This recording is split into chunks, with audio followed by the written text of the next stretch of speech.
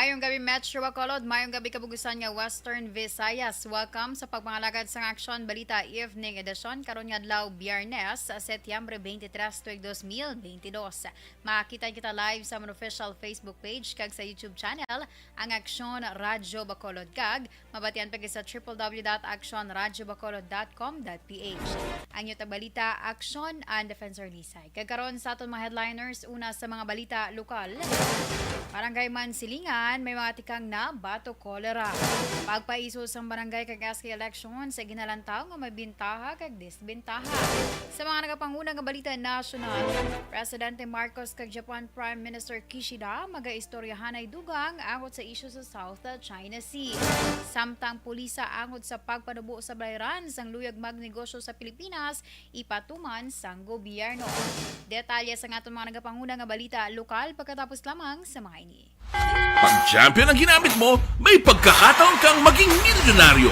Champion na, milyonaryo pa! Ilagay sa isang papel ang iyong name, age, address, phone number at pirmahan. Ilagay sa isang white legal-sized envelope at lakipan ng alinman sa mga required proof of purchase. Kasama dito ang tamang bilang ng empty sachets, wrappers at mga pouch ng Champion Superpower Detergent at Champion Antibacterial Fabricon. Sa labas ng envelope, ilagay ang promo title, ang POP na ginamit at MBC station na yung pinakikinggan. At ihulog ang iyong entries sa mga drop boxes na makikita sa iyong mga favorite MBC radio stations. Mas maraming entries, mas malaki ang chance mong manalo. Mamibigay kami ng 1 million pesos sa ating grand draw at libo-libong piso pa in cash sa mga weekly draws na magaganap sa mga MBC radio stations nationwide. Champion na, milyonaryo pa. Champion, tapat po sa inyo. Brought to you by Champion Superpower Detergent with X-Stain Technology at Champion Antibacterial Fabric Conditioner.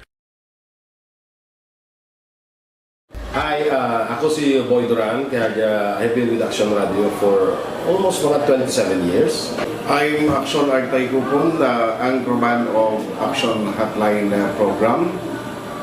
I've been in Action Radio for more than 15 years. Hi everyone, I'm Wilma Antopina Sugaton. They call me Tito Wilma. I've been in Action Radio Bacolod for almost 2 decades. Ako si Rex Cantong, News Director at the same time Program Director sa Action Radio Bacolod. This is our 53rd anniversary story. Sa nagapadayon nga pandemya, hangkat para sa pungsod Pilipinas ang budget nga kinahanglan sa mga programa agon mapunggan ang paglaton sang COVID-19. Apang bulan sa Agosto nagwa ang balita.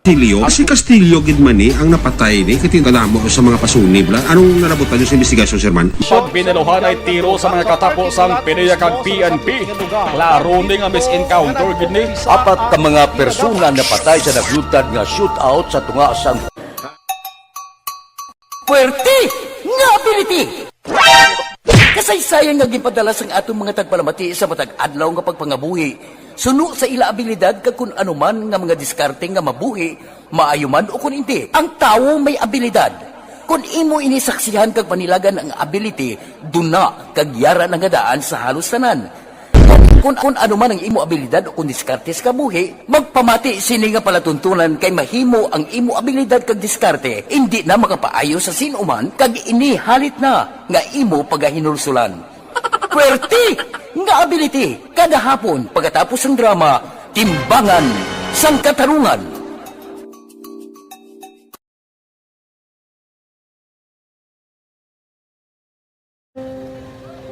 Umpis anak, ano nang nauya ako magulang. Ay, Jimmy, pigado, tas kay ano ko sila. Madisurbo ko sila lang, tapos kita kakulbaan ko kay basi hindi ko mapasar kay.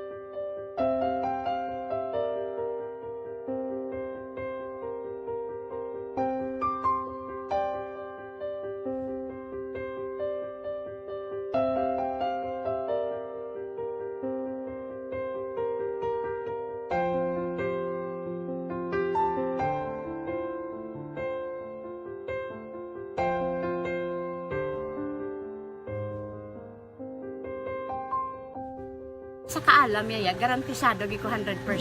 Pero ang kapigaduhon, ang maginanggaduso, nga do, hindi yagin matuman ang handog niya. Pero permedi siya, gaano sa Ang inyo? permi gid siya, kaya hinablos ko siya. Pero Oo. bali, hindi man ko kabulig siya financially.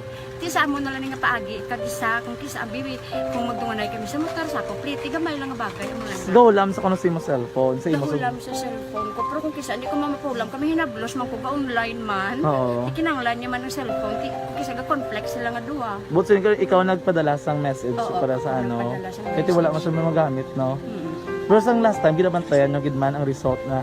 Oo, pero may kuya ga monitor sa result kami si mama kasi si papa si buong ko. Bantayan niyo da kung kapang laba ko, bantayan niyo gidayang ang babatian yung kung nadala kami o kunwari sang nag-confirm na sa akon nga kung ano address ko. Doon nalipay nagid ko kay base sa ko nadala nagid kami nga may pamangkot pag daw. Oo. Nakabudlagid kun online, mas lami sa nga face to face kay kami dahil wala kami ang connection kay pigado na kami tas nabudlayan sa mga gadget pero si buong piyapin ako okay na miskilan ako. Okay, tapos kagad. Gusto ko makatapos sa eskwela. Biskaan may COVID pa tapos na eh. Tapos sa may maskila. Last time, ang na do medyo emotional ka kay gaabal mo gapanghulam ka lang phone. Anong gakatabo kung maghulam ka lang, ano, kung magklase di?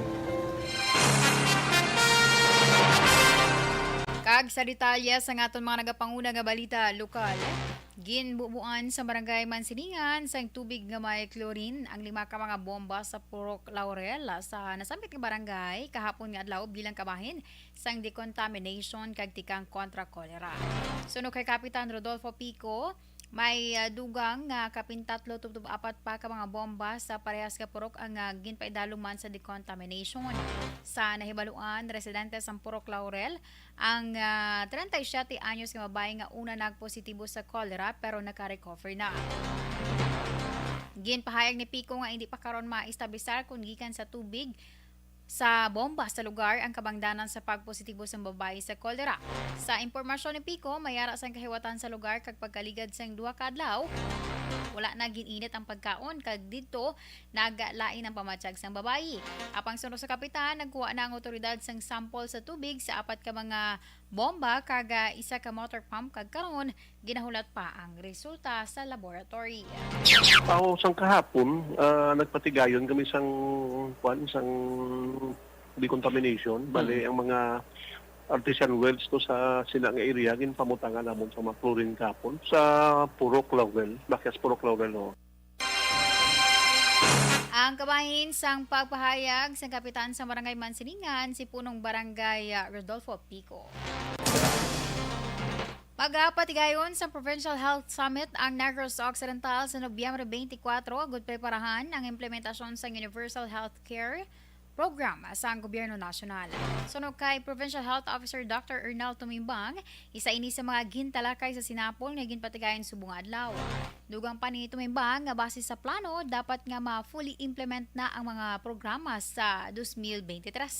Pila sa dapat asikasuhon, amo ang pag-identify sa mga healthcare providers kag pagtukod sa Provincial Health Board nga mo ang mag-manage sa Special Health Fund. Dapat man suno kay Tumimbang nga mapaathag sa mga local government units kung ano ang UHC. Sa sininga summit pag-aimbitahan ang mga speakers halin sa Department of Health kag Philippine Health Insurance Corporation o kon PhilHealth. Pebrero 22, 2019 ang pirmahan ni Anay Presidente Rodrigo Duterte ang Universal Healthcare Act bilang kasubuan agud hatagan sa patas nga akses sa dekalidad kag barato nga healthcare services ang mga Pinoy.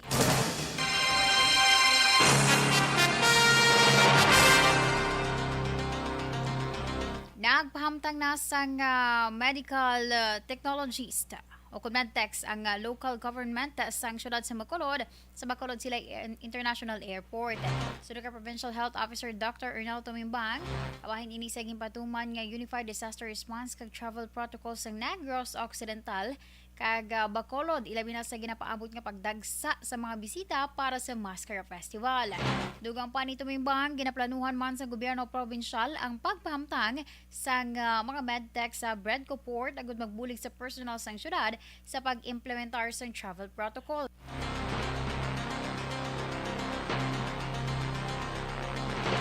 Suno kay tumimbang ginaobligar sa gihapon ang mga unvaccinated travelers nga magpaidalom sa rapid antigen test pag-abot sa airport.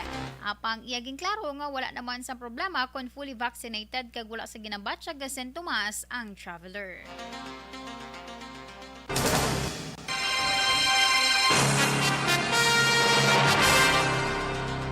Sa kadapusan nga balita lokal, nagapatisiligan ng mga barangay president councilor Lady Glass Gonzales nga mayara sa bintaha kag desbentaha kung madayon ang postponement sa barangay kag SK election sa bulan sang Disyembre subong nga tuig. Ini ang personal nga opinyon ni Gonzales angod sa nagka-pending nga issue sa bahin sang Senado nga ginapaabot maaktuhan sa masunod nga semana. Suno kay Gonzales sa tion nga madayon ang pagpaiway sang eleksyon sa bulan sang Disyembre, isa kadako nga benepisyo para sa pumuluyo ang among nga development ilabi na sa mga barangay nga mayara sang matarong nga mga opisyales.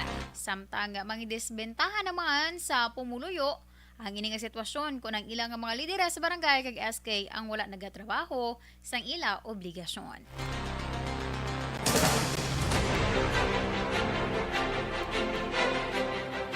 Action Radio Philippine Standard Time alas 6:22.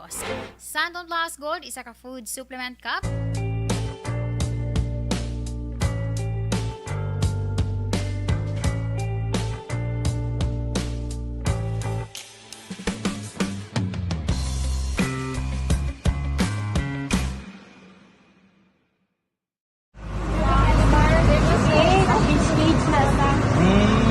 For every shared story is an inspiration for many. But it could be more inspiring if that story comes from those who are less heard. When asked about how we were able to select Mulukabok Integrated School in Sagay City as a beneficiary of the annual Balik Eskwela program, the answer is very simple. Frankly speaking, we wanted to see and experience the renowned Mulukabok footwalk and its beautiful nature.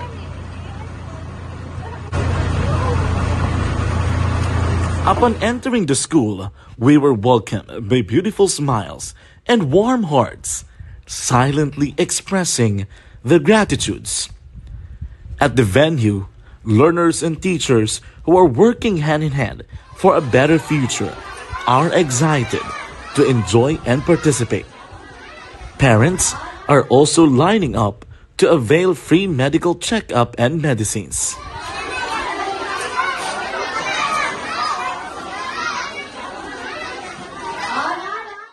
Indeed, nothing is impossible and unreachable until you personally see the real situation of a certain location.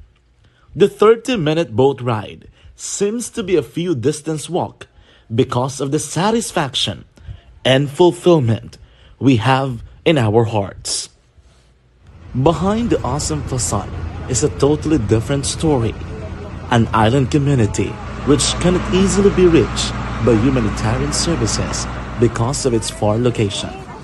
But now, Action Radio Bacolod made it possible because we believe that like news, our service is limitless. Thank you, sponsors. Thank you, God.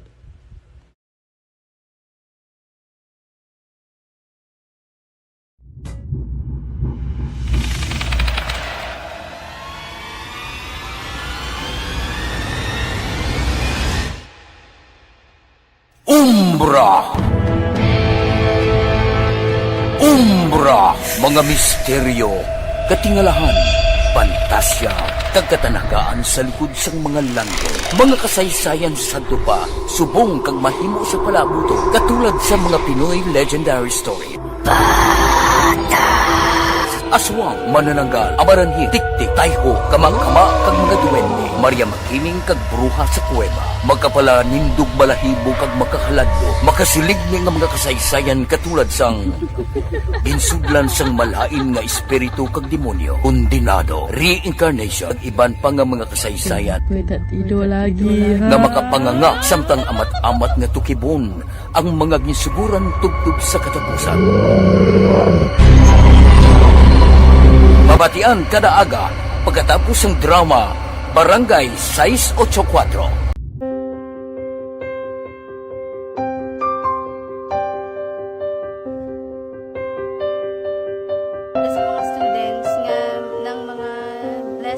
nga may complete ang parents, may mga gadgets, tapos na complete ang ilang lang mahatag ang gusto nila, nang hindi na ako magsigi complain, bali instead nga mag-complain, bali pasalamatan na lang kay blessings na nang dudumonyo ang mga iba, yung mga bata man nga mas need na, pero kamo lang blessed kamo kani amo kamo na ang ihatag sang ligat.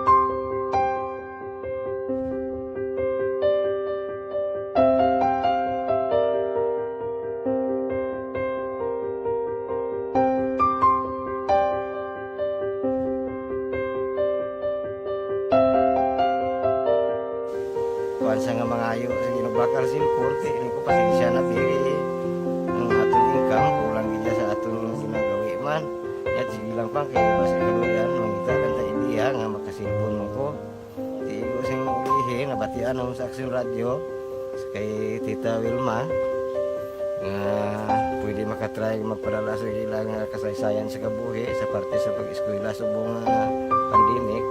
Tiya mo na ginhalay ko sa katulog gid ko nag-intra. Di nagsiling pa sa gani nga niya basi hindi magupang malawagan kay kadamo mo na si maintra. Ingko try lang kay basi kaluyan si mga Diyos kay ikaw mablang malawagan hindi dako naman ang pasalamatan ta sa ila kung madala kaya. Tiya mo na guro sir. Madamo kay salamat sa inyo nga duha nga muna kag Jan Diaz kag sa tanan gina-invite ko lang no. Kabay ka kaluyan si mga Diyos magpadayon ang inyong programa kay hindi lang si Leonagres laparan ng buligan. Ang iba nga kinahanglan man kung magapadayon ng inyong promo, basi sila naman ang malabagan sa Madasol. Kapasalamat ko sa Aksyon Radio kay na isa ko sa nagdaog sa ARB 4B sa pagbulig sa pagtuon paghatag sa paglaom.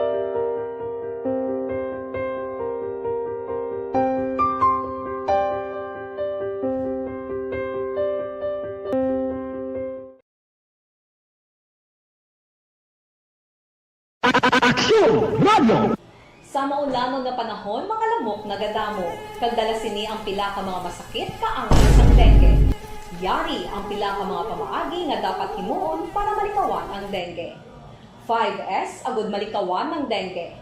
Number 1, search and destroy o pangitaon kag gub-on. Pangitaon kag gub-on ang posible nga istaran o pon itugan sa mga lamok. Ulaon ng tubig nga nagatinir sa mga lata, goma, kagiban paghid nga mga kagamitan nga sarang maitugan o panubuon ng balayran sang luyag magnegosyo sa Pilipinas. Ginpahayag ni Balisakan nga ini ang nakitaan sa gobyerno nga paagi agud mapatibong ang ekonomiya sa Pilipinas nga naapektuhan bangod sa COVID-19 pandemic. Suno kay Balisakan magluwas sa panubuan ng balayran, tutukan man ang pag-facilitate sa mga investment sa Pilipinas sa patag sang infrastruktura nga magaserbi bilang mabakod nga pundasyon sang dynamic economy sa bulig sa mga pamatan-on paagi sa ilabag o nga mga ideya. Hinhimo ni Balisakan ang pahayag kasunod sa iya talakayan sa mga business sector kadungan sa pagbisita ni Presidente Ferdinand Marcos Jr. sa New York.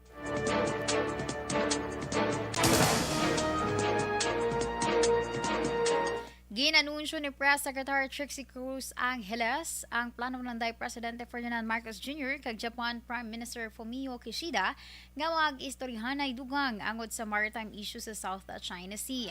Suno kay Cruz Angeles, wala man natalakay sa pag-istorya sang duha ka leader ang posibilidad nga pagbulig sang Japan sa Pilipinas may angod sa pagpatrolya kag pagdepensa sa West Philippine Sea. Dugang pa ni Angeles tama kalipot ang unang nga pag-istoryahanay sang duha apang isa sa sigurado amo nga ang maritime issues ang unod sa talakayan. Sa bilateral meeting, gintalakay man ni Marcos kay Kishida ang pagpabakod sa kooperasyon sa mga priority areas ng administrasyon, kangay sang agrikultura, enerhiya, ikaayong lawas, kag infrastruktura.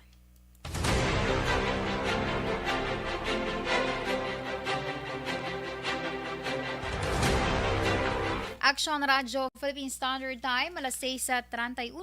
Inyog hinpamatian na kabugusan nga detalye sa aton mga natipon nga mga balita.